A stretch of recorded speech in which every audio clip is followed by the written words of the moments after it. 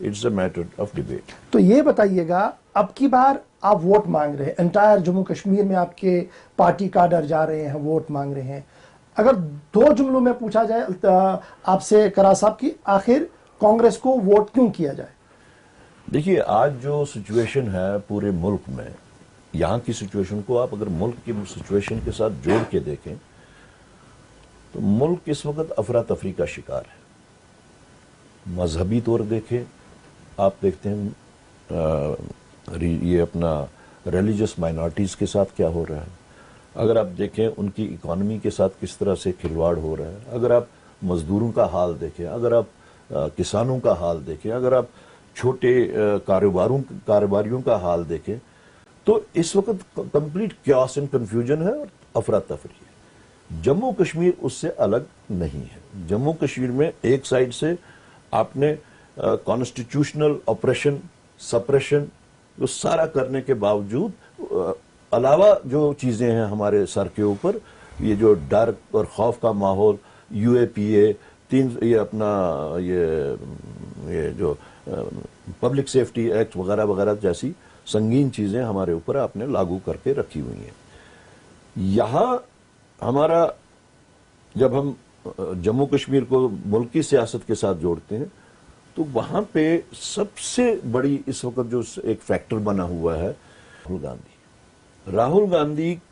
کو ڈیمین کرنے کے واسطے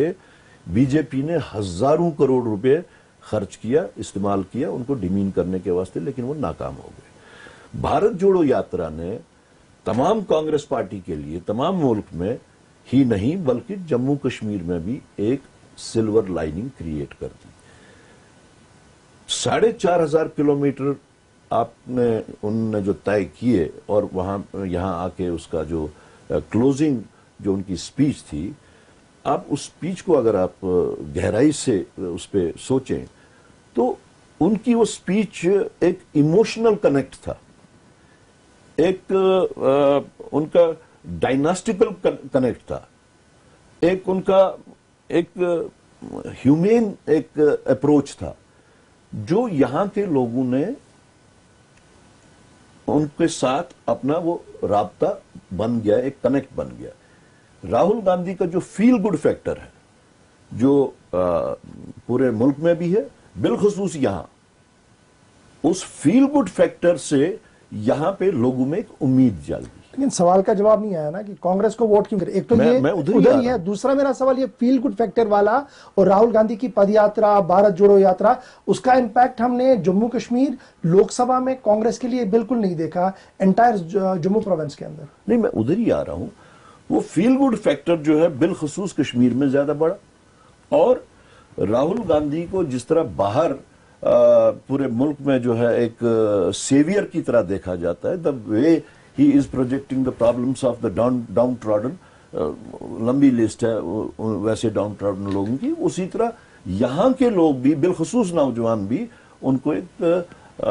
مسیحا کے طور پہ، ایک نجات دہندہ کے طور پہ دیکھ رہے ہیں. یہ ایک فیکٹر ہے، اور وہی فیکٹر اس وقت جو ہے اگر ہو سکتا ہے ایز پارٹی ہم لوگ ناکام ہو گئے ہوں اپنی فلسفی، کانگریس کی فلسفی یا کانگریس کا ایجنڈا آگے لے جانے میں، لیکن راہل گاندھی فیکٹر سے وہ چیزیں بالکل نظر انداز ہو کے لوگ جڑ رہے ہیں. آپ نے دیکھا ہوگا کہ یعنی آپ کا ماننا کہ بھیا ہمیں ووٹ اس لیے دے دیجئے کیونکہ راہل جی کی پد یاترا ہمارے ساتھ ہے؟ نہیں، پد یاترا کسی چیز کے واسطے ہے نا. پد یاترا اب جو ہزاروں لاکھوں اب راہل جی کی پد یاترا کو اگر میں کھنگال کے دیکھوں تو 370 پھر میرے سامنے آئے گا.